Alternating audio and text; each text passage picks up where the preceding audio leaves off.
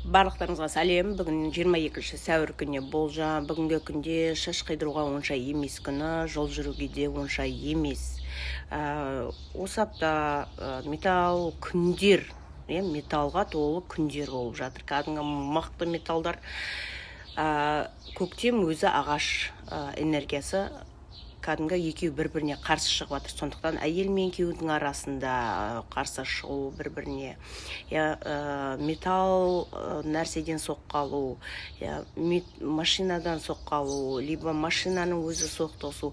Бір осындай энергия болуы мүмкін. Либо ұрыс-керіс арқылы соқтығысу болуы мүмкін. Абайлаймыз, барынша эмоциямызды ұстаймыз. Бүгін ер адамдарға әсіресе кармический күн. Бүгінгі күнде жылқы, тышқан, мешін, ұлулар.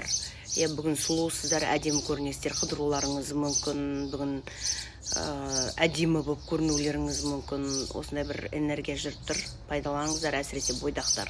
Октябрь айында туғандар бір күн дәрігерге көрінген жақсы. Бүгін именно ем алуда дәрігерде сіздерде сәттілік бар.